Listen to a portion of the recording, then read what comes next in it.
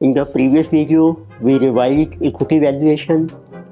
We discussed each and every formula, concept, and important practical problems in detail. Now we are starting capital asset pricing model, in short, which is called CAPM, and we will also discuss equity return, risk, and role of beta in CAPM.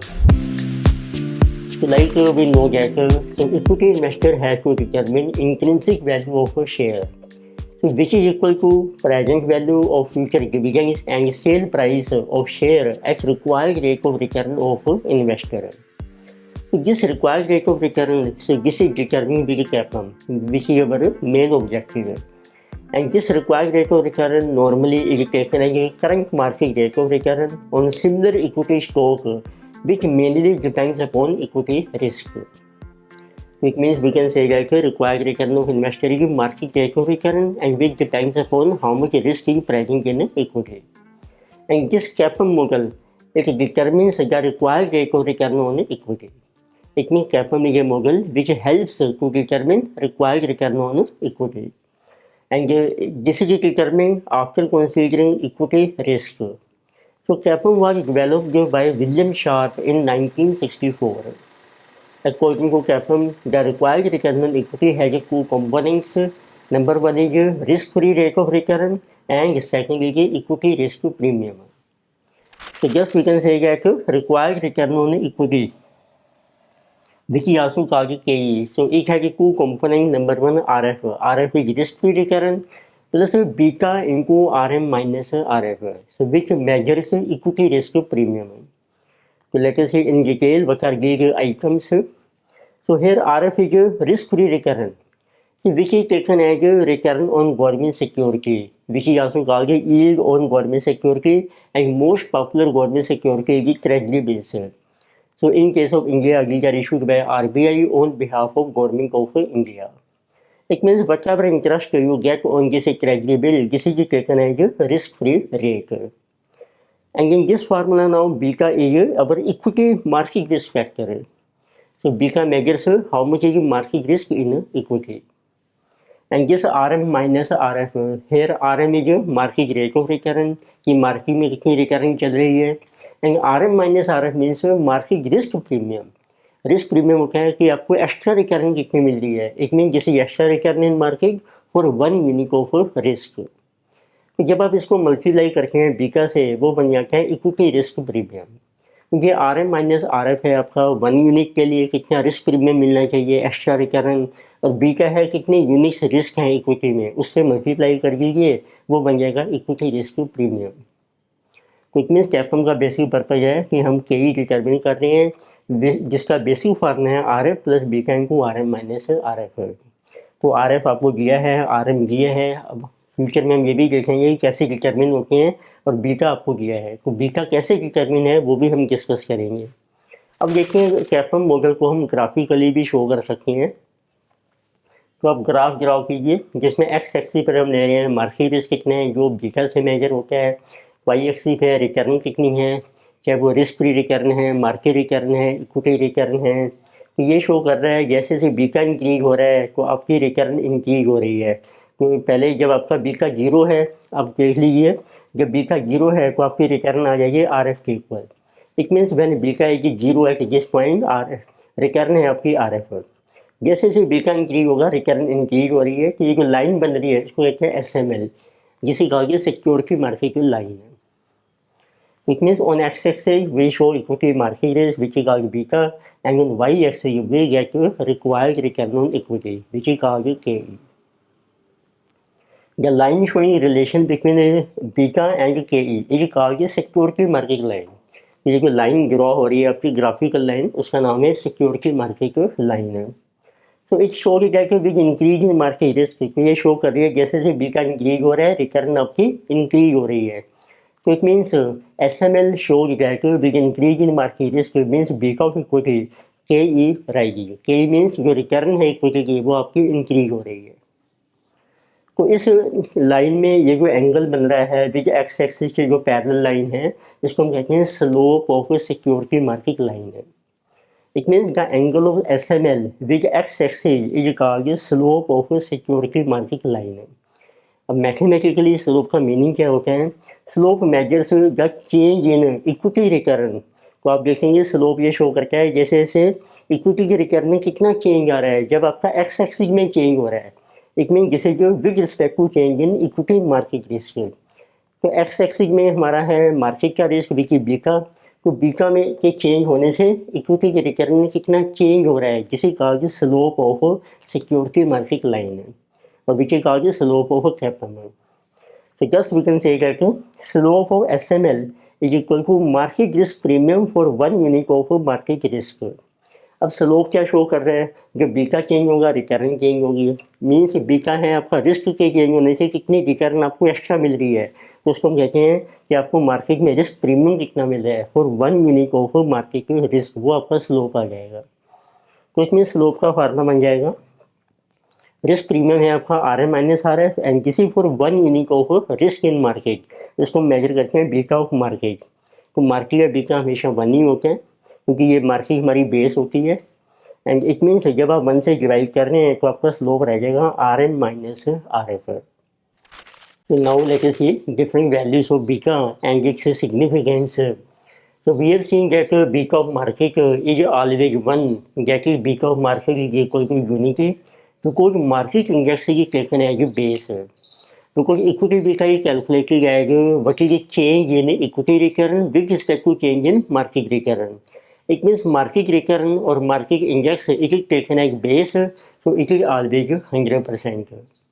And what about equity beta? Beta of equity may be equal to 1, it may be less than 1, or it may be greater than 1। Equity beta indicates percentage change in return on equity with respect to percentage change in return on market। It means a change in return on equity may be more than market return, it may be equal to, or it may be less than 1। Therefore, equity beta may be equal to 1, less than 1, or greater than 1। So what is the use of the different values of beta? The different values of equity beta help to determine nature of equity security as discussed below। तो beta से आपको पता लगता है कि equity जो security है उसकी किस टाइप की नेचर है। तो डिफरेंट देखो आपकी नेचर से है। Number 1, if equity beta is equal to 1, तो बीटा इक्विटी को हम बीटा ई से शो कर सकते हैं, बीटा आई से भी शो कर सकते हैं। आई रिप्रेजेंट करके है आई एच इक्विटी। तो फर्स्ट केस है if equity beta is 1, so it is a neutral security। It means neutral means change in return on equity is equal to change in return on market। दोनों की जो change है वो same रहेगी आपकी। It means आपका division करके 1 आ जाएगा इक्विटी बीटा। तो second, if equity beta is greater than 1, तो जिसे कहा गया aggressive security. It mean equity में आपको चेंज ज़्यादा मिल रहा है as compare to change in market. तो जिसे ये आल्सो कहा गया change in return on equity is greater than change in return of market. तो थर्ड पॉसिबिलिटी है जो if equity beta is less than 1, so it is कहा conservative security. Conservative means aggressive होता है कि इसमें अब रिस्क भी ज़्यादा है क्योंकि फ्लक्चुएशन ज़्यादा हो रही है आपकी इक्विटी में। कंजर्वेटिव में है कि अब आपका जितना चेंज आएगा इक्विटी में वो लेस होगा as compare to change in market, जिसे कहा गया कंजर्वेटिव सिक्योरिटी। कंजर्वेटिव होता है कि अब इसमें रिस्क आपका कम है।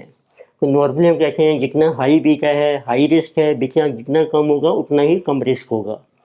तो एक एक्सट्रीम केस बन जाता है इफ बीटा इक्वल टू 0, तो इट मीन्स मार्केट में जो मर्जी चेंज आ रहा है पर इक्विटी की रिटर्न में कोई चेंज नहीं है, तो इसको कहते हैं it is risk free security.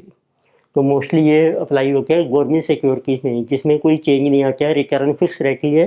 तो दैट टाइप ऑफ सिक्योरिटी कहा गया risk free. It means if beta is 0 it is risk free. ये आपको क्वेश्चन में दिया है कि रिस्क फ्री सिक्योरिटी है can be always assume beta is 0।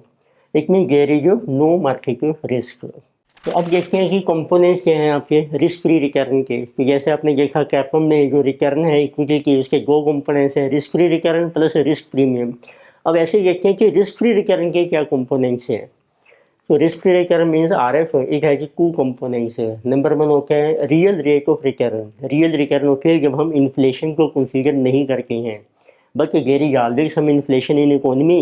It means second component is return for inflation risk which is also कहा गया है इन्फ्लेशन प्रीमियम। तो just we can say that R F is equal to real return plus inflation premium. तो अभी आपने एक term और देखे R M minus R F, ये होता है आपका मार्केट रिस्क प्रीमियम। तो इससे आप आर एम भी डिटरमिन कर सकती हैं। So R F will go on other side, so R M is equal to R F plus market risk premium. तो इट मीन्स अब आपने देखा जैसे इन्फ्लेशन है, अब आर एफ है, इसके दो कंपोनेंट्स है, रियल रिकरेंट प्लस इन्फ्लेशन। तो जब भी इन्फ्लेशन चेंज होगा, इन्फ्लेशन के चेंज होने से आर एफ चेंज होगी, और आर एफ के चेंज होने से आपकी आर एम भी चेंज हो जाएगी, क्योंकि आर एफ में हम ऐड कर रहे हैं मार्केट रिस्क प्रीमियम। तो एक आपका इम्पोर्टेंट पॉइंट है। तो when inflation changes both R F and R M will change by same amount. अब कई बार होता है क्वेश्चन में पूछते हैं कि इन्फ्लेशन चेंज हो रहा है तो what will be required return on equity. तो उस केस में R F and R M दोनों ही चेंज हो जाएंगे सेम अमाउंट से when inflation will change. It में भी पॉजिटिव और इट में भी नेगेटिव। तो अब देखते हैं कैपम का यूज क्या है आपके लिए। जैसे आपने कैपम के बेस पर रिक्वायर्ड रिटर्न को कैलकुलेट कर ही ली है, तो CAPM measures required return on equity which is called Ke, and this is used to determine true और intrinsic value of equity security. तो अभी हमने देखा था वैल्यू सिक्योरिटी क्या होती है, present value of future benefits, और प्रेजेंट वैल्यू हम कैलकुलेट करते हैं रिक्वायर्ड रिटर्न ऑन इक्विटी के बेस पर, और रिक्वायर्ड रिटर्न आपकी कैलकुलेट हो रही है थ्रू कैपम। तो इट मीन्स कैपम के थ्रू पहले के ई डिटर्मिन होती है, फिर हम थ्रू वैल्यू डिटर्मिन कर सकते हैं। तो दो मोस्ट पॉपुलर मेथड्स चलते हैं to determine value of equity. Number one है आपका डिविडेंड ग्रोथ मॉडल। उस केस में फार्मूला है value of share V naught is equal to expected dividend given upon K minus growth. Given होता है आपका current dividend into 1 plus growth upon K minus growth. ये most popular model है जब आपकी ग्रोथ कॉन्स्टेंट रहती है। सेकंड केस चलता है रियलाइज्ड यील्ड मॉडल में। तो ये अप्लाई होता है जब आप शेयर को सेल करेंगे आफ्टर सम टाइम पीरियड। तो जैसे वन पीरियड मॉडल में हमारा फार्मूला होता है आफ्टर वन पीरियड आपको बेनिफिट्स मिलेगा dividend plus sale price of share, और उसकी निकालेंगे प्रेजेंट वैल्यू एट 1 प्लस के for 1 year. This is our intrinsic value और ट्रू वैल्यू ऑफ शेयर। तो कैपम का बेसिक पर्पज क्या है, तो पहले हम डिटर्मिन करके हैं रिक्वायर्ड रिटर्न ऑन इक्विटी, फिर उसको यूज करके हम डिटर्मिन करके हैं ट्रू और intrinsic value of equity share. Now let us see one example on CAPM approach. So data given in this example is so Nitin wants to acquire equity stock of AB Limited, and the last dividend paid on the equity stock of AB Limited was rupees 2, and the beta of AB Limited equity stock is 1.2, risk-free rate of return which is RF is 9%, and the expected market return on market portfolio is 13%, and the expected growth rate of for dividend of AB Limited is 7%. तो means आपको mention किया है dividend कितने हैं, beta, risk free return, market return, growth आपको mention की है। तो number one we have to determine what is equilibrium price of equity stock of AB limited. तो आपको इक्विटी प्राइस डिटरमिन करना है। And second we have to determine so how equilibrium price will change when inflation premium increase by 2%। फिर आपको देखना है कि क्या इफेक्ट होगा जब इन्फ्लेशन चेंज होगा, and how would the equilibrium price change when expected growth rate increases by 3%। Growth change हो रही है, and how the price will change when the beta of the security rises to 1.3। तो तीन चार points आपको mention किए हैं। तो लेके सी तो डाटा आपको दिया है एबी लिमिटेड है, करंट पीरियड में आपका करंट डिविडेंड है ₹2, बीटा ऑफ इक्विटी स्टॉक है 1.2, रिस्क फ्री रिटर्न है 9%, मार्केट रिटर्न है 13%, ग्रोथ आपकी डिविडेंड्स में है 7%। तो इतनी लाइफ मेंशन नहीं की, सो किसी अपनी नहीं की। तो number one we have to determine what is price of equity stock of AB limited. उसके लिए आपको चाहिए पहले केई को कैपम मॉडल अप्लाई करके केई आ जाएगी R F plus beta into R M minus R F.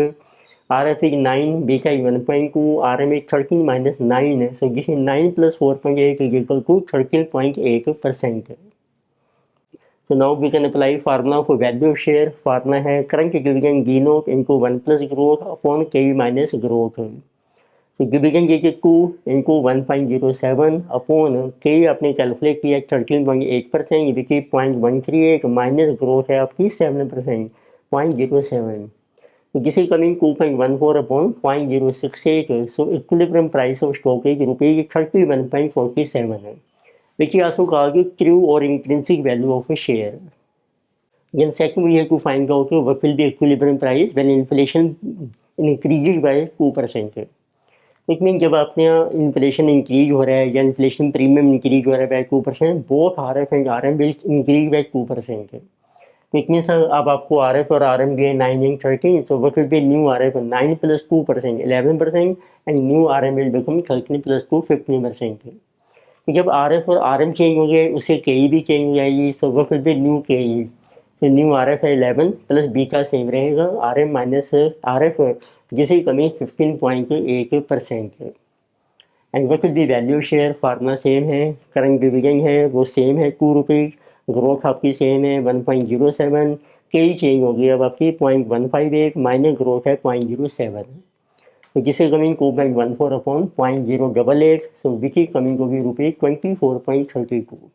ये अब आपका प्राइस है, पहले का 31, अब आपका ये रिड्यूस हो गया है। तो थर्ड केस आपको फाइंड आउट करना है what will B equilibrium price when growth rate increasing by 3%। अब सिर्फ ग्रोथ में चेंज आ रहा है आपका, तो what will B new growth rate, पहले ग्रोथ थी आपकी 7 प्लस कर लीजिए आप उसमें 3, तो this will become 10%। It means what will B new value share 2 plus growth है 1.10, अब कई आपकी सेम रहेगी ओरिजिनल वाली जो हमने कैलकुलेट की थी 13.8%। तो 0.138 माइनस 0.10 ग्रोथ है आपकी, सो this is 2.2 upon 0.038, so price of share will become 57.90। So 4 clear asking what will be equilibrium price of stock when beta rise to 1.3। अब सिर्फ बीटा में चेंज आ रहा है, it mean R F R M growth ये सब आपके same रहेंगे, तो बीटा के चेंज होने से के ई चेंज हो जाएगी, सो what will be न्यू के ई, आर एफ सेम है 9, बीटा चेंज हो गया 1.3, आर एम सेम है आपका 13 माइनस 9, तो जिसे 9 प्लस 5.2 14.2%। अब आप वैल्यू कैलकुलेट कर सकते हैं शेयर की, डिविजन सेम है 2 रुपीज़, ग्रोथ सेम है 7 1.07, के आपकी चेंज हो गई है 14.2, सो 0.142 माइनस 0.07, जिसकी coming 2.14 upon 0.072 and price of stock will become ₹29.72। तो आपको और भी क्वेश्चन मिल जाएंगे जो हमने कवर किए हैं एमसीक्यू बेस्ड केस सिनेरियो, जिसकी सेपरेट प्लेलिस्ट अवेलेबल है, इसमें भी हमने इंपॉर्टेंट क्वेश्चंस कवर किए हैं, so you can go for a practice from this playlist. So as per CAPM model, we are seeing that required return on equity depends mainly upon beta of equity. So beta is a measure of market risk, or we can say that is systematic risk of equity, which is one of the component of total risk of equity. So therefore main objective is to measure total risk of equity. So now let us see how to measure total risk of equity. So equity total risk means variation or fluctuation in return of equity, which is measured by variance or standard deviation, which is a statistical tool. And this equity return and risk is determined on the basis of data available for dividends and share price, and which may be of two types. It means आपको data mention किया होगा, share का price, share का dividend, and इसमें दो possibilities हैं। Number 1 is historical data, this is also called historical approach. तो in this case dividends and share prices are available for past years. आपको पिछले कुछ सालों के आपको डिविडेंड्स या शेयर के प्राइसेस दिए होंगे, उनमें से जो सबसे पुराना ईयर है उसको आप बेस ईयर ले सकते हैं, जिसको हम 0 से डिनोट करते हैं। इट मीन्स ईयर है जिसको आई से डिनोट किया है, एक आपका बेस ईयर होगा 0 यानी 1 2 up to n number of years है, जितने भी ईयर्स हैं। फिर आपको डिविडेंड का पर शेयर मिल जाएगा जिसको डी से डिनोट किया है for each year, and share का प्राइस आपको मिल जाएगा फॉर ईच ईयर। तो उसके बेस पे फिर हम रिटर्न और रिस्क कैलकुलेट कर सकते हैं। सेकंड पॉसिबिलिटी है फ्यूचरिस्टिक डाटा। तो it means sometimes we can not estimate और data is not available for past years. फिर उस केस में हम एस्टिमेट करते हैं कि फ्यूचर में कितना प्राइस या डिविडेंड हो सकता है। तो इट मीन्स उसके लिए हम फ्यूचर की इवेंट्स को मेजर करते हैं कि क्या क्या पॉसिबिलिटीज़ हैं इवेंट्स की, उनकी प्रोबेबिलिटी कितनी है। तो it means data and share prices are estimated for future on the basis of expected events. For example events हो सकती हैं आपकी बूम, रिसेशन, डिप्रेशन, उसकी प्रोबेबिलिटी आपको दी होगी। इवेंट को हम आई से डिनोट कर रहे हैं, प्रोबेबिलिटी डिनोट हो जाएगी PI।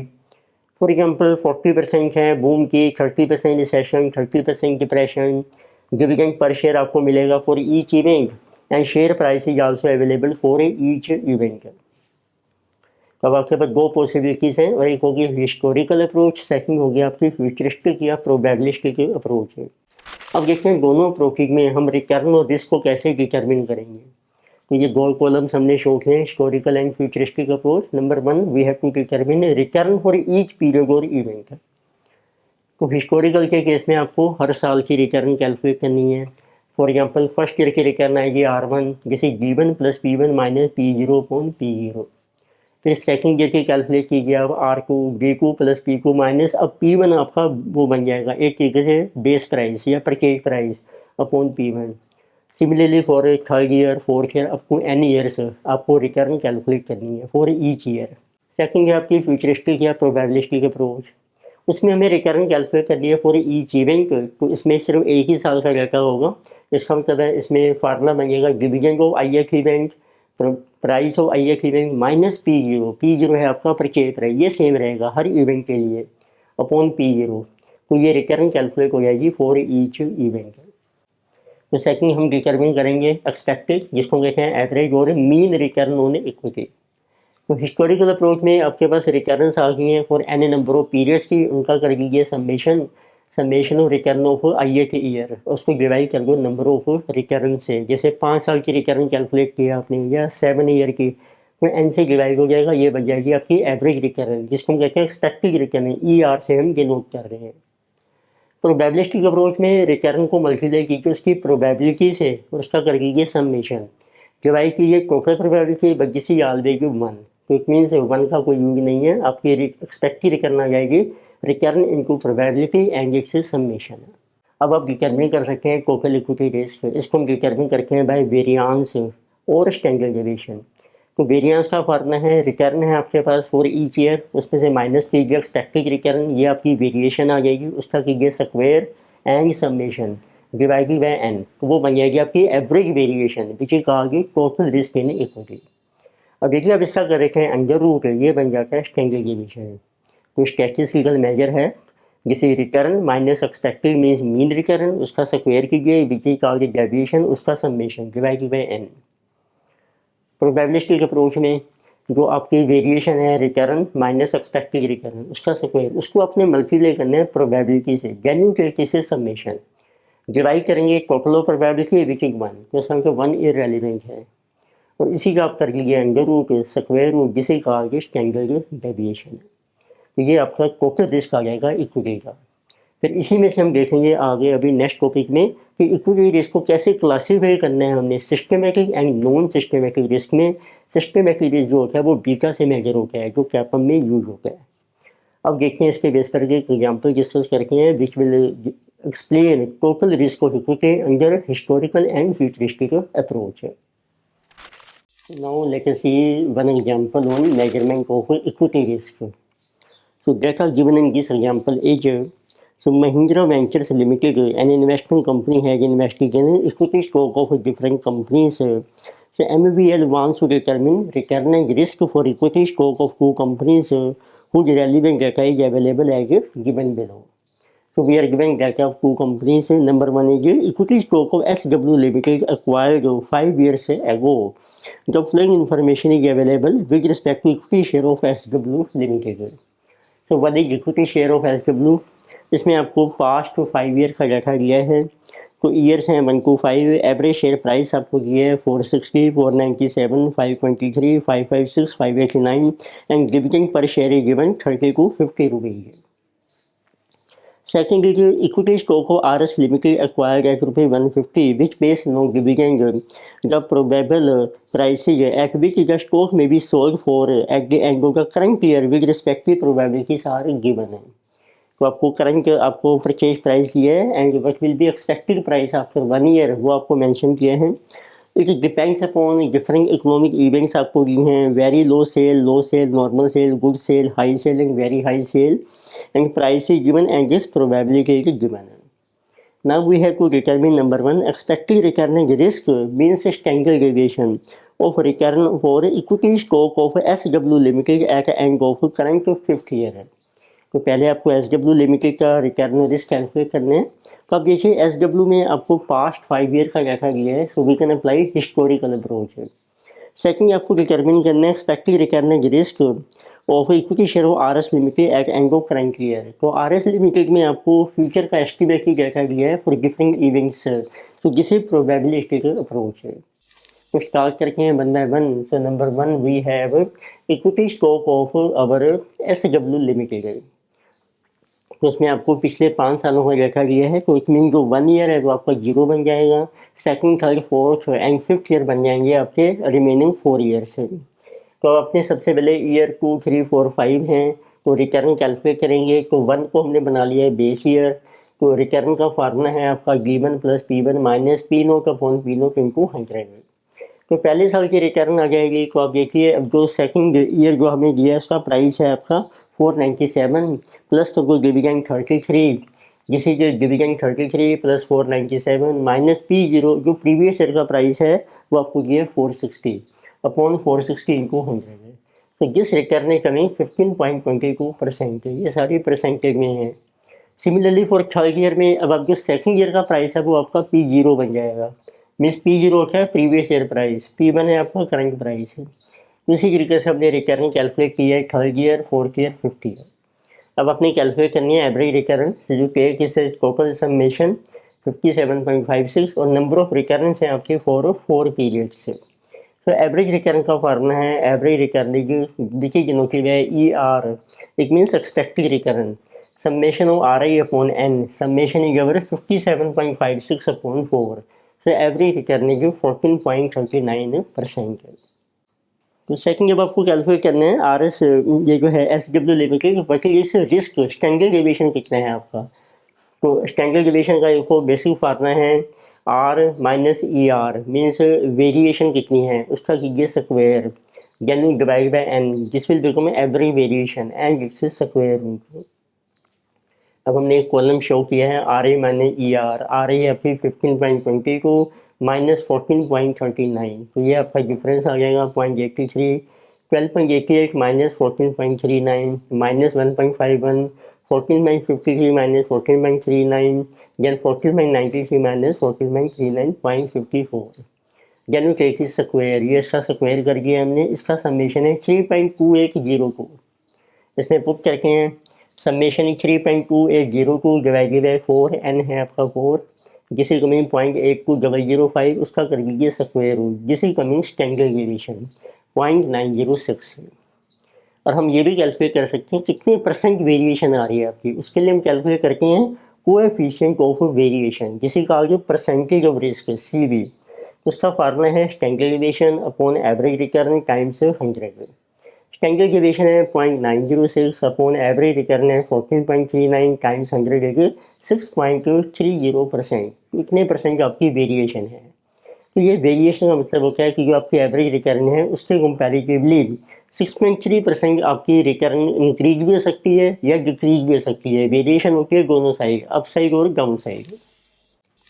तो सेकंड जब हम कैलकुलेट करते हैं risk and return of equity share of RS limited, उसमें अप्लाई हो रही है आपकी प्रोबेबिलिस्टिक अप्रोच। तो इसमें आपको फ्यूचर के इवेंट्स मेंशन किए हैं। तो रिटर्न का फार्मूला है P1 minus P0 upon P0 into 100। तो इसमें सिर्फ एक ही साल का देखा गया है। तो सभी इवेंट्स के लिए P0 हमारा परचेज प्राइस सेम रहेगा 150।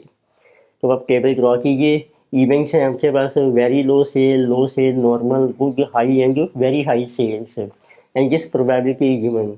इवेंट को हमने आई से डिनोट करके है, प्रोबेबिलिटी बन जाएगी of I event PI 0.211, 0.31 and 2, total probability is 1। तो रिटर्न कैलकुलेट कीजिए। अब आप देखो फर्स्ट इवेंट में आपका प्राइस आपको दिया है 130 है माइनस परचेज प्राइस 150, इसमें कोई डिविडेंड नहीं है, डिवाइडेड बाय 150 इंटू 100, तो रिटर्न आ गई माइनस 13.33%। सेकंड इवेंट में प्राइस आपका 150 सेम ही है, 150 minus 150 0% return. Similarly for other event 6.67 percentage में चल रही है रिटर्न, 10%, 16.67% एंड 20%। अब इसमें एवरेज रिटर्न कैसे कैलकुलेट होगी। तो average return means expected return है, ये रिटर्न को प्रोबेबिलिटी से मल्टीप्लाई कीजिए और उसका कर लीजिए समेशन।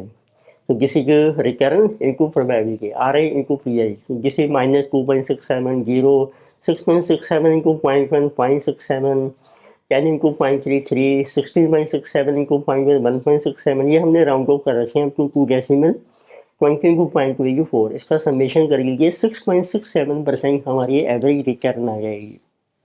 अब सेकंड आपको रिस्क कैलकुलेट करना है standard deviation.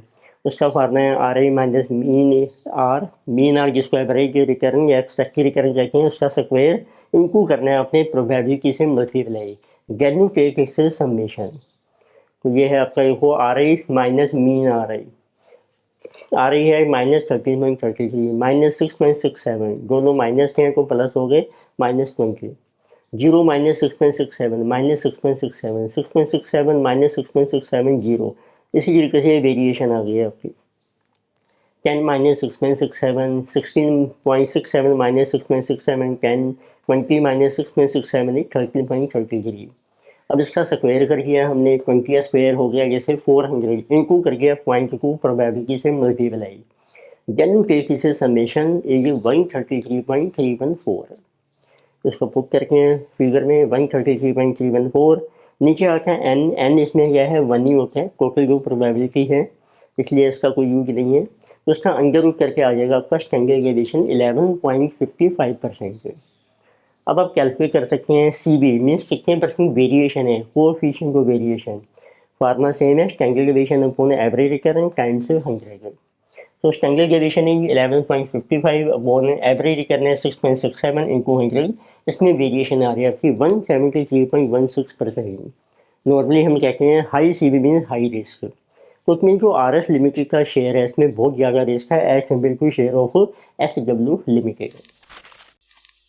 So next topic in capital measure, how to measure beta of equity. So we have seen that in capital model return on equity depends upon beta. Beta measures market risk of equity, and we have already determined total risk of equity. So let us see how market risk and beta is determined. So we have seen that equity risk means total variation in return of equity, and this variation takes place either due to variation in market factors और due to internal factors. Market factors are also called external factors. तो actual में जो risk होता है, risk means variation कितनी है return में, तो वेरिएशन राइज होती है due to changes in market और नॉन मार्केट फैक्टर्स है। तो मार्केट फैक्टर्स होते हैं हमारे एक्सटर्नल फैक्टर्स और नॉन मार्केट हैं आपके इंटरनल फैक्टर्स है। अब दोनों की वेरिएशन आपने मेजर करनी है, तो अभी हमने देख ली थी कि टोटल वेरिएशन आपकी कितनी है इन रिटर्न ऑफ इक्विटी में, which is called total risk of equity. तो इट मीन्स टोटल वेरिएशन के दो कंपोनेंट्स हैं, number 1 due to market and second is due to non market which is also called internal factors.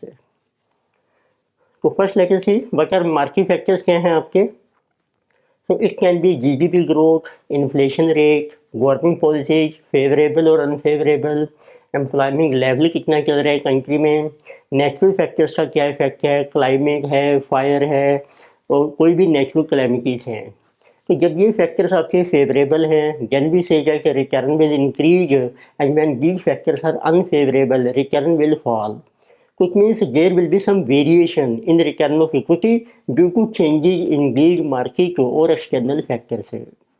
So our objective is so variation in equity return due to changes in market factors जिसे कहा गया कि systematic और market और external risk। and why जिसे कहा गया systematic risk, because these factors behave in a systematic way for all firms of same industry, so therefore it is called systematic risk। तो systematic risk होता है mainly market risk कितना है equity में। तो इट मीन जो total risk है equity का उसका पहला कंपोनेंट है मार्केट रिस्क। इसको हम मेजर करते हैं बीटा से। तो अभी देखते हैं बीटा कैसे डिटरमिन होगा। अब जो रिमेनिंग रह गई आपकी कुछ वेरिएशन होती हैं हमारी ड्यू टू इंटरनल फैक्टर्स है। अब इंटरनल फैक्टर्स कौन से हैं, लेबर मैनेजमेंट रिलेशंस हैं, वर्कर की एफिशिएंसी है, capacity utilisation, product quality etcetera. तो इसी तरीके से जब ये फैक्टर्स फेवरेबल होंगे तो आपकी रिटर्न इंक्रीज होगी, जब अनफेवरेबल होंगे return will fall. It means changes in these factors will also create some variation in return of equity.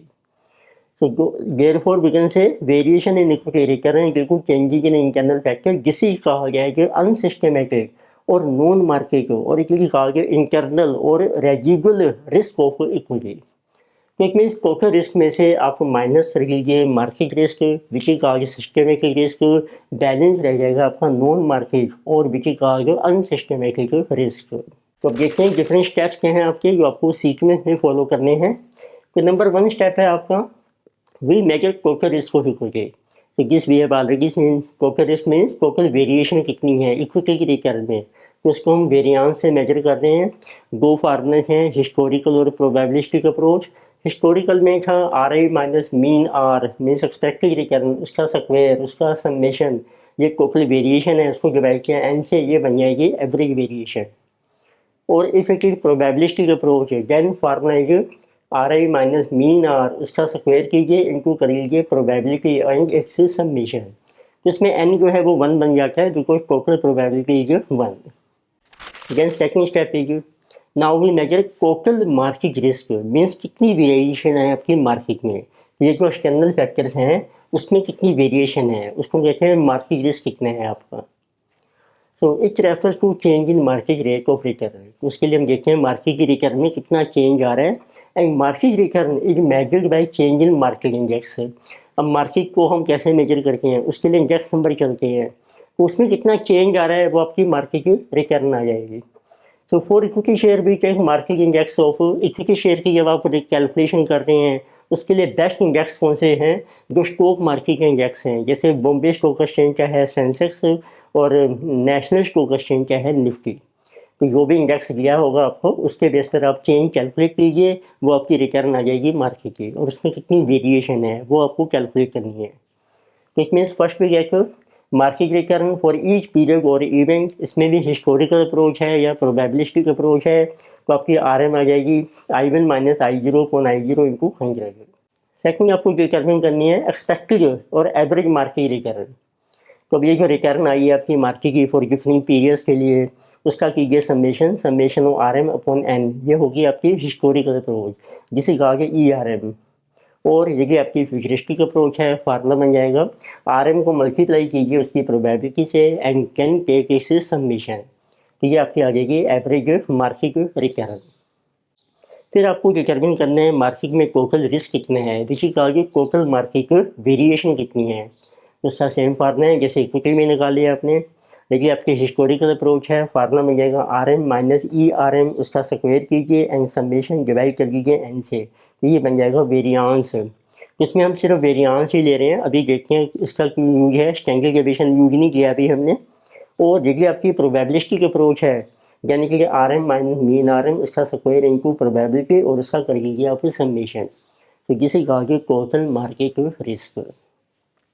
तो आपने देखा पहले स्टेप में हमने कैलकुलेट किया है total equity risk, second step में हमने कैलकुलेट किया है टोटल मार्केट रिस्क।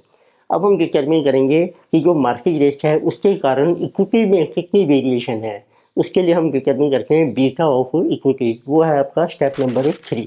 तो in third step we have to measure beta of equity. तो लेकिन see but the meaning of beta, beta indicates but the percentage change in equity return with respect to change in market return. Change को हम delta से भी show कर सकते हैं, formula बनाते हैं percentage change in R I upon percentage change in R M. तो स्टेटिस्टिकली इसका फार्मूला है बीटा ऑफ आई शो कर रहा है इक्विटी को, correlation of equity with market, देखिए ये रो का सिंबल है, rho of INM, rho show करके है कोरिलेशन को RHO। तो correlation between equity return and market return into standard deviation of equity upon standard deviation of market. तो इसकी एरिया वैल्यूज पुट कर रखे हैं, यानी it becomes covariance of equity and market divided by variance of market. इसमें देखिए correlation है आपका, ये शो करके है correlation of RA and RM, correlation show करके है रिलेशन कितना है उनका, पॉजिटिव है नेगेटिव है, कोरिलेशन की वैल्यू फॉल करके है -1 और +1 के बीच में। कोवेरिएंस शो करके है एवरेज वेरिएशन कितनी है दोनों की कंबाइंड, इक्विटी और मार्केट की, उनकी कंबाइंड यदि हम करके उनकी एवरेज वेरिएशन कितनी है। तो इट मीन्स आप कोई भी फार्मूला अप्लाई कर सकते हैं। तो एक थ्योरेटिकल डेफिनेशन है, चेंज कितना है यदि आपको दिया इक्विटी और मार्केट का, उससे भी बीटा आ जाएगा। कोवेरिएंस के थ्रू भी कैलकुलेट कर सकते हैं या फिर कोरिलेशन के थ्रू। अब इन सबके फार्मूलाज देखते हैं एज पर historical approach and probabilistic approach. तो पहले है बीटा का फार्मूला, तो कोवेरिएंस का फार्मूला है, देखो इक्विटी की वेरिएशन को मल्टीप्लाई करना है मार्केट की वेरिएशन से, डिवाइड करना है मार्केट की जो वेरिएशन है उसका स्क्वायर, तो ये बन जाते हैं मार्केट रिस्क। तो इसमें एन जो है ऊपर भी है नीचे भी वो कैंसिल हो जाता है। But when it is probabilistic approach, तो उसमें वेरिएशन है इक्विटी की, मार्केट की, उनको मल्टीप्लाई कीजिए with probability also, then you take its summation. नीचे आएगी मार्केट वेरिएशन, उसका square into probability and then its summation. Summation आपको करना है बाद में प्रोबेबिलिटी से मल्टीप्लाई करके। फिर आता है कोवेरिएंस का फार्मूला, ये है average variation of equity and market, दोनों की कंबाइंड एवरेज वेरिएशन। तो दोनों की वेरिएशन को किया मल्टीप्लाई, उसका किया समेशन, डिवाइड करके एन से। इसमें एन नहीं है, बस इसमें पी आई आ जाएगा। कि आप डिवाइड भी करोगे कि एन पी आई वो हमेशा वन ही होता है, तो उसका कोई यूज नहीं है। तो इट मीन्स इक्विटी वेरिएशन को मल्टीप्लाई किया मार्केट वेरिएशन से, इनटू किया प्रोबेबिलिटी से, then you take its summation, जिसे कहा गया कोवेरिएंस। फिर आता है कोरिलेशन, तो उसका बेसिक फार्मूला है covariance upon standard deviation of I into standard deviation of M. तो क्रॉस मल्टीप्लाई करके कोवेरिएंस का दूसरा फार्मूला बनाते हैं correlation of I and M into standard deviation of I into standard deviation of M. I show कर रहा है इसमें इक्विटी को, एम शो कर रहा है मार्केट को। तो अब आपका फार्मूला बन गया कोरिलेशन का। तो आप देखिए कोवेरिएंस का फार्मूला यही है, ऊपर equity variation into market variation, नीचे में कहिए स्टैंडर्ड डेविएशन दोनों के। तो ये बन जाएगा इक्विटी वेरिएशन का स्क्वायर और मार्केट वेरिएशन का स्क्वायर और उसका अंडर रूट, जिसे फार्मूला कोरिलेशन। प्रोबेबिलिस्टिक मॉडल में बस इनको कर देंगे पी आई, तो ये भी पी आई से मल्टीप्लाई होगा और ये भी पी आई से multiply. Equity variation market variation है कंबाइंड वेरिएशन, सभी के सभी पी आई प्रोबेबिलिटी से मल्टीप्लाई होंगे, फिर उसका करेंगे समेशन। तो अब देखते हैं कि अब हम बी का आपने डिटर्मिन कर लिया है कि बी का हमें मार्केट रिस्क और नॉन मार्केट रिस्क को डिटर्मिन करने में कैसे हेल्प कर रहा है। वो है आपका स्टेप नंबर 4। तो measure systematic and unsystematic risk of equity. तो एक्चुअली ये हमारा पाइथागोरस थ्योरम अप्लाई होता है। हाइपोटेन्यूज शो करके टोटल रिस्क को, जिसको हमने शो किया सिग्मा आई, परपेंडिकुलर शो कर रहा है सिस्टमेटिक रिस्क। सिस्टमेटिक होता है कि इक्विटी में कितनी वेरिएशन आ रही है ड्यू टू मार्केट, इसको हम शो करते हैं standard deviation of I with respect to M, मतलब आई हो गया equity with respect to market. फिर आता है अनसिस्टमेटिक रिस्क, इसको हम शो करते हैं सिग्मा आई ई से। ई होता है रेजिडुअल टर्म के लिए जो रिमेनिंग रिस्क है आपका। तो पाइथागोरस थ्योरम में फार्मूला बन जाता है hypotenuse square is equal to perpendicular square plus base square. Hypotenuse है टोटल रिस्क, परपेंडिकुलर है आपका मार्केट रिस्क और बेस है आपकी नॉन मार्केट रिस्क। तो पहले डिटरमिन करते हैं सिस्टमेटिक और मार्केट रिस्क ऑफ इक्विटी, देखिए सिग्मा आई एम स्क्वायर। तो इसका बेसिक फार्मूला है beta square into market variance. अब आप देखो बीटा की डेफिनेशन से पता लग जाएगा। बीटा शो करता है कि कितना चेंज आ रहा है इक्विटी में with respect to change in market, लेकिन उसको मल्टीप्लाई करके टोटल चेंज इन मार्केट से वो बन जाएगा टोटल चेंज इन इक्विटी में कितना रिस्क आया due to change in market. इसलिए फार्मूला बन गया आपका beta square into market variance. ये सारे स्क्वायर में चल रहे हैं क्योंकि पाइथागोरस थ्योरम अप्लाई हो रही है आपकी। एक सेकंड फार्मूला है, आप मार्केट अगर भी ले सकते हैं, कोरिलेशन का कर दीजिए square into total risk of equity. अब एक टर्म चलती है कोरिलेशन स्क्वायर होता है कोएफिशिएंट ऑफ डिटर्मिनेशन, जिसको हम कहते हैं एक्सप्लेन वेरिएशन। इसमें ये जो टोटल वेरिएशन है उसमें से कितनी वेरिएशन एक्सप्लेन हो रही है due to market to factor से। ये कोरिलेशन है इक्विटी का मार्केट के साथ, तो वो बन जाता है आपका market risk, means explain variation. तो सेकंड आता है अनसिस्टमेटिक और नॉन मार्केट रिस्क। ये हमने शो किया सिग्मा आई ई स्क्वायर, ये हो गया रेजिडुअल रिस्क। इसका बेसिक फार्मूला है total risk minus market risk. तो total risk of equity minus कर दो इक्विटी का मार्केट रिस्क। इक्विटी के मार्केट रिस्क का ये फार्मूला भी है sigma I square minus correlation square into sigma I square. Sigma square आपका कॉमन आ जाएगा, रह जाएगा 1 माइनस कोरिलेशन स्क्वायर।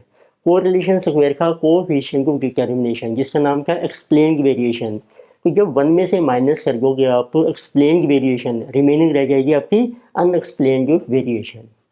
अनएक्सप्लेन्ड होता है जो मार्केट फैक्टर ने एक्सप्लेन नहीं की वो कितनी वेरिएशन है, जिसका नाम है अनसिस्टमेटिक रिस्क। तो आप कोई भी फार्मूला लगा सकते हैं जिसमें या टोटल में से मार्केट रिस्क माइनस कर लीजिए, आंसर सेम है आपका। तो नेक्स्ट वी में आल्सो डिटरमिन किया गया जो टोटल रिस्क है उसमें कितने परसेंट आपका मार्केट रिस्क है और कितने परसेंट हमारा नॉन मार्केट रिस्क है। उसका फार्मूला बन जाएगा परसेंटेज ऑफ मार्केट रिस्क का फार्मूला है market risk upon total risk into 100। Suppose ये 90% आ रहा है, बैलेंस रह गया आपका percentage of non market risk देखिए अनसिस्टमेटिक, जैसे कि unsystematic risk upon total risk into 100, तो ये बैलेंस रह जाएगा 10%। टोटल हमेशा दोनों का बनेगा 100%। Now let us see example on measurement of beta and classification of equity risk. So data given in this example is so Mr. Chopra is considering investment in shares of RS Limited.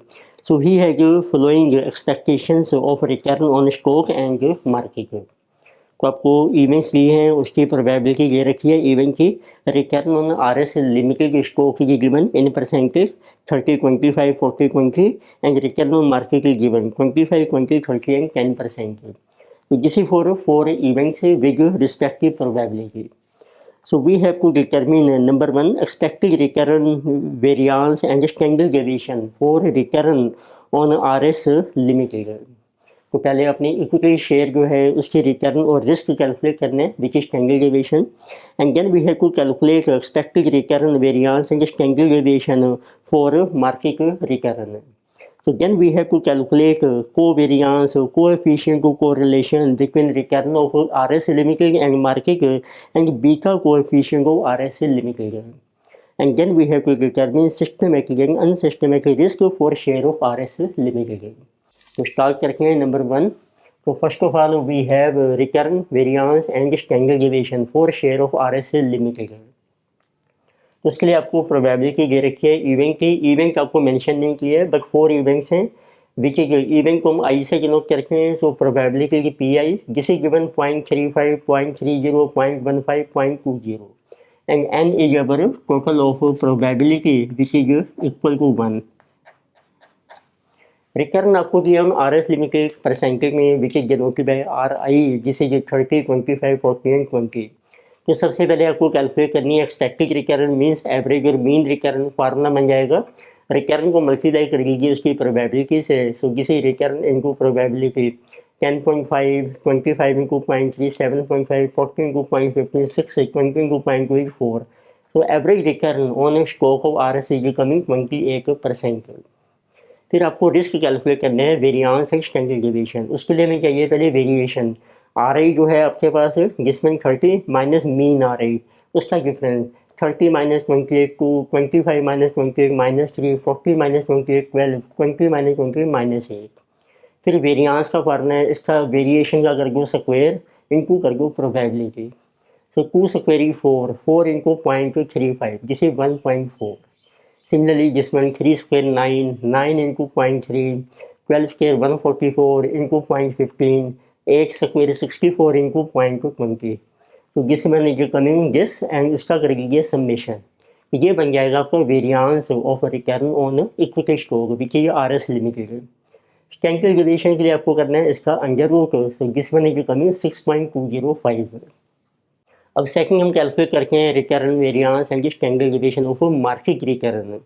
Events आपकी same है. Probability आपको mention की है P I 0.35, 30, 15 and 0.20. Market की return दी है जिसको हमने डिनोट कर दिया आर एम से 25, 20, 30 and 10. Expected return means average return on market. Formula same है return on market into probability.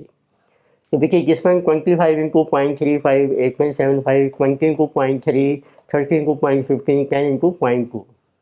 तो इसका समेशन कर लीजिए ये आएगी आपकी average return on market which is called expected return on market जिसे 21.25%. अब आपको कैलकुलेट करना है वेरिएंस. उसके लिए पहले कैलकुलेट किया हमने वेरिएशन. आर एम में से माइनस किया हमने mean R M 25 minus 21.25 3.75. Similarly जिसमें minus 1.25 20 minus guess 30 minus guess 10 minus जिसमें. फिर इसका कीजिए स्क्वायर इनटू प्रोबेबिलिटी. 3.75 का स्क्वायर किया इनटू किया हमने 0.35 से. 1.25 का square into 0.30, 8.75 square into 0.15, 11.25 square into 0.20 which is coming this में. अब इसका कर लीजिए समेशन. ये बन जाएगा मार्केट का वेरिएंस जिसे कमिंग 42.188 और इसका स्टैंडर्ड डेविएशन आ जाएगा. इसका कर दो अंडर रूट आप ये बन जाएगा 6.495 standard deviation of market return. तो पहले हमने कैलकुलेट किया जो शेयर है आर एस लिमिटेड का उसकी रिटर्न और उसका रिस्क आ गया standard deviation. Then we have calculated market की रिटर्न एंड मार्केट रिस्क. तो नंबर थर्ड अब आपको कैलकुलेट करना है कोवेरिएंस, कोरिलेशन एंड बीटा. तो उसके लिए हमने एक टेबल ड्रॉ किया है. प्रोबेबिलिटी है आपके पास 4 इवेंट्स हैं ये वेरिएशन है इक्विटी की R I minus mean R I, ये मार्केट की वेरिएशन है R M minus mean R M, जो हमने यहाँ कैलकुलेट की थी जिसमें अब हमें चाहिए कोवेरियांस या कोरिलेशन के लिए इन दोनों का multiplication and into x probability. तो हमने मल्टीप्लाई कर दिया है 2 into 3.75 into 0.35, 3 into 1.25 into 0.30, 12 into 8.75 into 0.15, minus 1 into 11.25, ये माइनस माइनस पॉजिटिव बन रहे हैं, इंटू 0.20 विच इज 18। तो इसका समेशन कर लीजिए, वो आपका कोवेरियांस आ जाएगा। कोवेरियांस का फार्मूला होता है समेशन ऑफ ये जो वेरियांस है वेरिएशन है दोनों की into probability, which is this one 37.50। अब आप कैलकुलेट कर सकते हैं correlation of equity return and market. तो आई शो कर रहा है इक्विटी को, यहाँ पे इवेंट भी है आई और इक्विटी भी हम आई से शो करते हैं। इसका फार्मूला है covariance upon standard deviation of equity standard deviation of market. तो कोवेरियांस है 37.5, स्टैंडर्ड डेविएशन है देखो 6.205 and 6.495, so correlation coming 0.9305। Next we have calculated beta of equity. Beta का फार्मूला है covariance upon market variance. Covariance है 37.50 upon market variance है आपके पास 42.188, variance लेना है आपने विकी स्क्वायर, तो दिस बीटा इज कमिंग 0.889। तो नेक्स्ट अब हमने क्लासीफाई कर दिया है इक्विटी रिस्क को।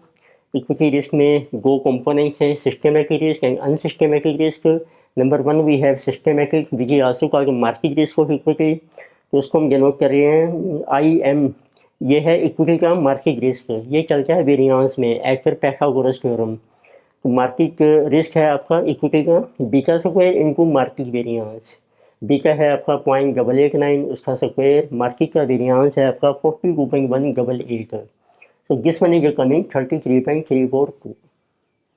नेक्स्ट है आपका अनसिस्टमैटिक है नॉन मार्केट रिस्क, जिसको हम कहते हैं रेजिडुअल रिस्क, रिमेनिंग रिस्क। इसका सिंपल फार्मूला है टोटल इक्विटी रिस्क, उसमें से माइनस कर दीजिए इक्विटी का मार्केट रिस्क। टोटल जो रिस्क है आपका 38.50 इक्विटी माइनस ये मार्केट रिस्क है 33.342, balance incoming 5.158 is our unsystematic risk which is non market और रेजिडुअल रिस्क। अब आप कैलकुलेट कर सकते हैं कि टोटल रिस्क में मार्केट ये जो सिस्टमैटिक रिस्क है वो कितने परसेंट है। तो किसी percentage of systematic risk to total risk, formula है systematic risk upon total risk into 100। Systematic risk है आपका 33.342, टोटल रिस्क है आपका 38.5, वेरियांस में चल रहा है ये इनटू 100, तो इसकी परसेंटेज आ रही है 86.6%। तो इट मीन्स जो टोटल रिस्क है इक्विटी में इसमें से 86.6% है ड्यू टू मार्केट फैक्टर से, जिसको हम कहते हैं सिस्टमैटिक रिस्क। बैलेंस रह जाएगा आपका percentage of unsystematic risk to total risk. Formula है unsystematic risk upon total risk into 100। Unsystematic risk है 5.158, टोटल रिस्क है 38.5 इंटू 100 जिसे 13.4% है। जब 100 में से माइनस कर लीजिए 86.6, वो भी आपका बैलेंस आ जाएगा 13.4%। तो ये शो करके है कि 13.4% जो वेरिएशन है इक्विटी की किसी ड्यू टू इंटरनल फैक्टर से, जिसको हम कहते हैं unsystematic risk. Next topic in कैफमेंगे what is asset beta and role of debt in equity beta.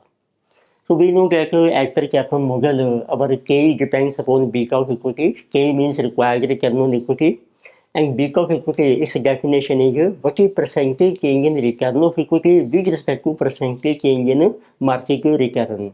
And market return is determined on the basis of some market index. But sometimes what happens, data for RM is not available. So in that case, we can determine equity beta on basis of beta of similar firms in same industry. But other firms in industry may have capital as 100% equity or it may be mix of debt and equity. It means यदि आपके पास market return available नहीं है तो आपको similar firms का पहले beta calculate करना है और वो हम लिखें 100% equity beta. It may have debt also, तो उसका इफेक्ट भी आपको कंसीडर करना है। It means in this case we can say that first we have to determine beta of assets. Beta asset होता है 100% equity beta, इसको beta A से डिनोट कर रहे हैं हम, and this is of industry and then we can determine equity beta for a particular firm or a project. तो पहले आप ऐसे बीटा कैलकुलेट कीजिए for different firms of industry, उसको एवरेज बना लेंगे, वो इंडस्ट्री का बीटा आ जाएगा उसकी बेस पर हम डिटरमिन करेंगे equity beta for a particular firm और project and after considering effect of debt in capital of debt firm. और वो भी आपने देखना है कि उस फर्म के कैपिटल में कितना डेट है, कितनी इक्विटी है, उसका इफेक्ट भी आपने एडजस्ट करना है। तो उसके लिए देखते हैं क्या क्या स्टेप्स अप्लाई हो रहे हैं। तो स्टेप नंबर 1 है आपका, तो we have to get asset beta of similar firms in industry. तो पहले आप एसिड बीटा कैलकुलेट कीजिए of similar firms in industry, और इसमें डिफरेंट केसेज हैं। नंबर 1 केस है इफ़ फर्म है mix of debt and equity in capital. अभी भी फर्म के कैपिटल में डेट भी है, इक्विटी भी है, तो उस केस में एसिड बीटा का फार्मूला बन जाएगा beta of debt plus weight of into weight of debt plus beta of equity into weight of equity. एक मीन ये वेटेड बीटा है आपका डेट एंड इक्विटी का। डेट का बीटा आपको दिया होगा, मेंशन किया होगा, ये शो करके डेट में कितना रिस्क है, और इक्विटी बीटा भी आपको दिया है सिमिलर फर्म्स का, तो उनको एवरेज करके बन जाएगा एसिड बीटा। सेकंड पॉसिबिलिटी है एक फर्म है 100% इक्विटी है कैपिटल, तो उस केस में आपका एसिड बीटा बन जाएगा इक्वल टू इक्विटी बीटा जो भी दिया है आपको उस फर्म का। और अनदर थर्ड केस पॉसिबिलिटी है इफ़ फर्म है कि डिफरेंट एसेट्स और प्रोजेक्ट। अब फर्म के कई बिजनेस सेगमेंट भी हैं या उसमें डिफरेंट एसेट्स हैं या डिफरेंट प्रोजेक्ट्स हैं, उस केस में सभी प्रोजेक्ट्स का बीटा डिफरेंट हो सकता है, तो उस केस में आपका एसेट बीटा बन जाएगा weighted average beta of assets और प्रोजेक्ट्स। जो भी डिफरेंट सेगमेंट्स हैं, एसेट्स का मतलब मेन होता है कि सेगमेंट्स हैं या प्रोजेक्ट्स हैं, उन सबका बीटा डिफरेंट है, तो उनको वेट आप ले सकते हैं, उनकी जो वैल्यू कितनी है एसएससी उसके बेस पर, और उसका एवरेज कर लीजिए, वो आपका एसिड बीटा आ जाएगा। तो इट मीन्स अब ये डिफरेंट फर्म्स हैं इंडस्ट्री में, उन सबके एसिड बीटा आपने कैलकुलेट किए हैं। अब हम कैलकुलेट करेंगे पूरी इंडस्ट्री का एसिड बीटा कितना है। उसके लिए आपके पास है स्टेप नंबर 2, कहते हैं एसिड बीटा ऑफ इंडस्ट्री। तो एसिड बीटा ऑफ इंडस्ट्री के average beta of all firms in industry. तो ये जितने भी एसिड बीटा आपने कैलकुलेट किए हैं इसका कर लीजिए समेशन डिवाइड कर दो नंबर ऑफ फर्म से। तो ये जो एसिड बीटा है इसको हम कहते हैं अनलेबल्ड और अनगेयर्ड बीटा। मीन अब इसमें कोई डेट हमने कंसीडर नहीं किया है, इट मीन्स ये 100% इक्विटी बीटा हमने एज्यूम किया है।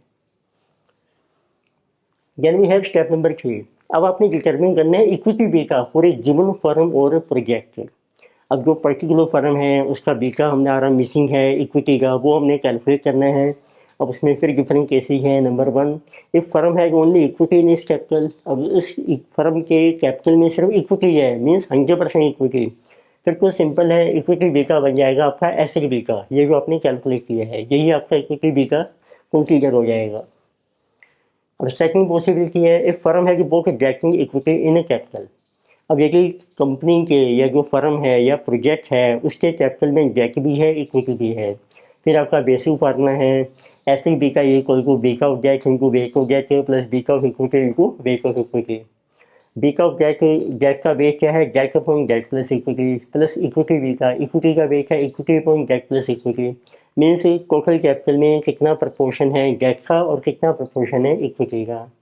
अब इसमें एसिड बीटा को है आपके पास जो आपने कैलकुलेट किया इंडस्ट्री का, इक्विटी बीटा हमारा मिसिंग है, तो आपने पहले एलसीएम लीजिए राइट साइड में डेट प्लस इक्विटी, इसको क्रॉस मल्टीप्लाई किया हमने, beta asset into debt plus equity is equal to beta debt into debt रह जाएगा plus equity beta into equity रह जाएगी।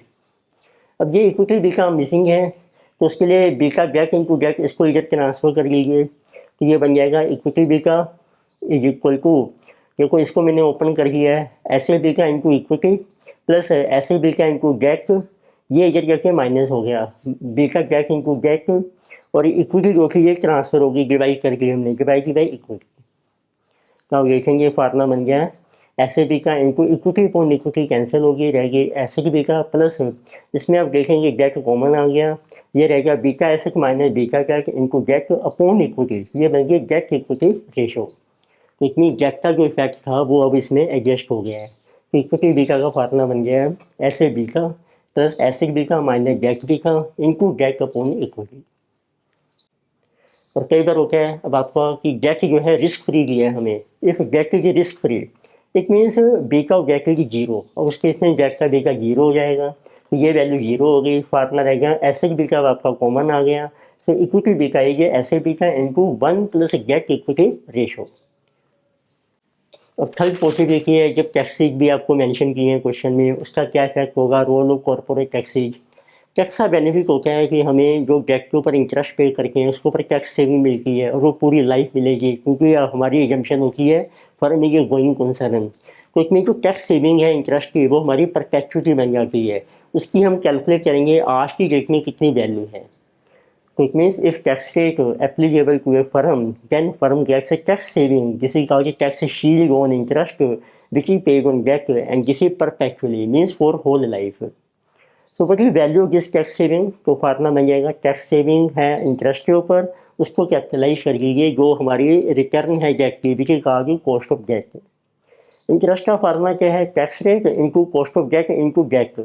डेट को मल्टीप्लाई करके जो रेट ऑफ इंटरेस्ट है which is called cost of debt, KG से केजी कैंसिल हो जाएगा। तो इतनी जो वैल्यू आएगी आपकी टैक्स सेविंग की, उसका फार्मूला बन गया टैक्स रेट इनटू डेट। जो डेट का अमाउंट है उसको टैक्स रेट से मल्टीप्लाई कर लीजिए।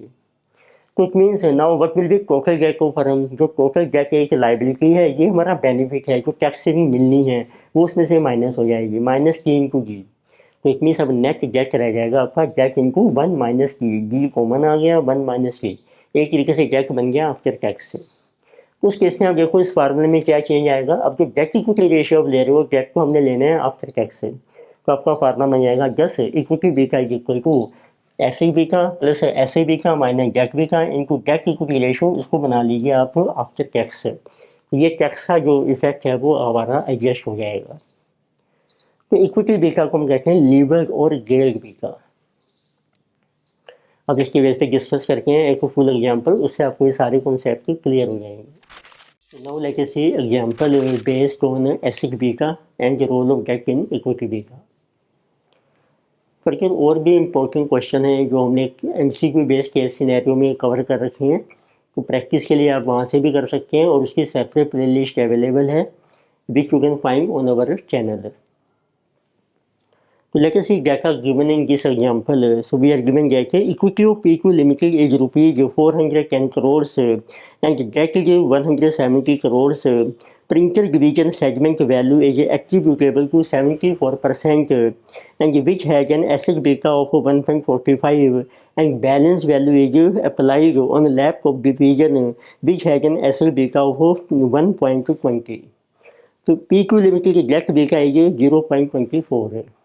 आपको कंपनी का डाटा दिया है, इसमें डेट भी है इक्विटी भी है, कंपनी के एसेट्स में दो डिवीजन्स हैं उनके बीटा आपको दिए हैं, डेट का बीटा भी आपको दिए हैं। तो number one we have to calculate present equity beta of PQ limited. तो second we have to calculate equity beta of PQ limited when it changes its debt equity position by raising further debt and buying back equity to have its debt equity ratio 1.9. And assume that present debt beta is increased to 0.35 and any further funds raised by way of debt will have a beta of 0.40. So third they are asking calculate weighted average cost of capital of PQ Limited after raising further debt and buying back of equity if risk-free return is 6% and market risk premium is 4% and average cost of debt is 9%. तो start करते हैं। तो पहले आपको calculate करना है present equity beta of PQ limited. तो उसके लिए मैंने बैलेंस शीट ड्रॉ की है पीक्यू लिमिटेड की, हमें लाइबिलिटीज मेंशन की है रुपीज इन करोड़ में, इक्विटी है 410, डेट है 170, सो टोटल लाइबिलिटीज हैं 580 and these are represented by assets of two divisions. तो इसमें प्रिंटर डिवीजन है, लैपटॉप डिवीजन है, इसकी एसेट्स की परसेंटेज है 74%, बैलेंस रहेगी आपकी 26%। और ये जो आपकी एसेट्स हैं जो डिवीजन्स हैं उनके बीटा में भी है 1.45 एंड 1.20। तो अब आपको कैलकुलेट करना है बची की इक्विटी बीटा।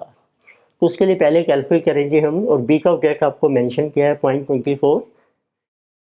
तो पहले आपको कैलकुलेट करना है asset beta of whole firm PQ limited. उसका फार्मूला है देखो asset beta equal to weighted average beta of two division है। तो इसमें दो डिवीजन्स हैं उनके बीटा हमें दिए हैं, उसका करेंगे वेटेड एवरेज। तो फार्मूला बन जाएगा 1.45, इसका वेट है 0.74 प्लस 1.20, इसका वेट है 0.26। So this beta of acid की कमी 1.385। अब आप फार्मूला अप्लाई कर सकते हैं asset beta equal to debt beta into weight of debt plus equity beta into weight of equity. Asset beta है 1.385, डेट का बीटा भी दिया है 0.24, वेट ऑफ डेट बन जाएगा 170 अपॉन 580 प्लस इक्विटी बी का आपका मिसिंग है। इक्विटी का वेट है 410/580, तो 580 आपका एलसीएम आ जाएगा, उसको क्रॉस मल्टीप्लाई किया मैंने 1.385 इंटू 580, ये 0.24 इंटू 170 लेफ्ट साइड में चला जाएगा, माइनस हो जाएगा और डिवाइड हो जाएगा 410 जो इक्विटी की वैल्यू है। So we are getting 803.3 minus 40.81 तो जैसे कि इक्विटी बी का which is coming to be 1.86 है। तो सेकंड अब आपको कैलकुलेट करना है रिवाइज्ड इक्विटी बी का विद न्यू डेट। तो आप देखिए टोटल कैपिटल ऑफ कंपनी हमें दिया है डेट प्लस इक्विटी विच एग्जिस्टेंट 580 करोड़ में चल रहे हैं फिगर। अब न्यू डेट इक्विटी रेशो होनी चाहिए आपकी 1.9, इट मीन डेट 1.9 है तो इक्विटी बन जाएगी 1। So it means what will be revised debt of company. तो टोटल कैपिटल है 580, अब टोटल बन जाएगा 1 + 1.9 2.9, तो टोटल में डेट है आपका 1.9, तो उससे आपका रिवाइज्ड डेट आ जाएगा 380 और प्रेजेंट डेट है आपके पास 170। इतनी डिफरेंस आ जाएगा न्यू डेट जो आपने रेज करना है by buying back of equity. तो दिस विल बी 380 माइनस 170 210। तो इट मीन्स 210 का डेट हमने रेज किया है और इक्विटी को हमने कर लिया बाय बैक, उससे इक्विटी रिड्यूस हो जाएगी। तो it means what will be revise equity of company 580 capital में से टोटल डेट माइनस कर दीजिए, बैलेंस रह जाएगी आपकी इक्विटी 200। अब आपका बीटा ऑफ एसेट का फार्मूला है beta of debt into weight of debt plus equity beta into weight of equity को फार्मूला अप्लाई कीजिए। एसेट बीटा सेम है 1.385। अब हमें फाइंड आउट करना है इक्विटी बीटा कितना है आपका after raising of further debt. इसमें देखिए पुराना जो डेट था उसका बीटा इंक्रीज हो गया है 0.35 हो गया है, उसकी वैल्यू की डेट थी 170, उसका वेट आ जाएगा डिवाइडेड बाय 580। नया डेट हमने रेज किया 210, उसका बीटा दिया है 0.40, इक्विटी है आपकी 200, उसका बीटा मिसिंग है। तीनों को डिवाइड कर रखा हमने 580 से, ये आपका एलसीएम आ गया क्योंकि वेट निकालने हैं। इक्विटी बीटा अब आप कैलकुलेट कर सकते हैं, क्रॉस मल्टीप्लाई कीजिए 1.385 इंटू 580 बन जाएगा 803.3 minus 0.35 into 170 59.5 minus 0.4 into 210 84 upon 200 से डिवाइड हो जाएगा। तो नया इक्विटी बीटा आ रहा है आपका 3.3 after buy back of equity and after raising to further debt. Third आपको कैलकुलेट करना है weighted average cost of capital कितनी होगी कंपनी की, so after raising of further debt. अब आपको देखो के निकालनी है, पहले R F plus equity beta इनको R F minus R F है। तो आर एफ है आपका 6% और इक्विटी बीटा है 3.3 और रिस्क प्रीमियम दे रखा है हमें 4%। So this new KE coming 6 + 13.2 19.2%। Cost of debt हमें मेंशन किया है 9%, ये हमारी टोटल डेट की कॉस्ट है एवरेज बेसिस पर 9% किसी गिवन टू एसेट। अप्लाई कर लीजिए फार्मूला KO का formula KG into WB plus K into WE। Cost of debt है 9, डेट का बेग आ जाएगा, टोटल डेट है आपका 380 अपॉन टोटल कैपिटल है 580 प्लस इक्विटी की कॉस्ट है आपकी 19.2%, इक्विटी का बेग है 200 इक्विटी डिवाइडेड बाय 580। तो this is coming numerator 9 into 380 3420 plus 19.2 into 200 3840 divided by total 580 आपका एलसीएम आ गया है, जिसे 7260.580 12.52% ये जो ओवरऑल कॉस्ट ऑफ कैपिटल होगी इस कंपनी। अगर आपको वीडियो पसंद आई है do like subscribe and share का video, click on the bell icon so you don't miss out on any new updates।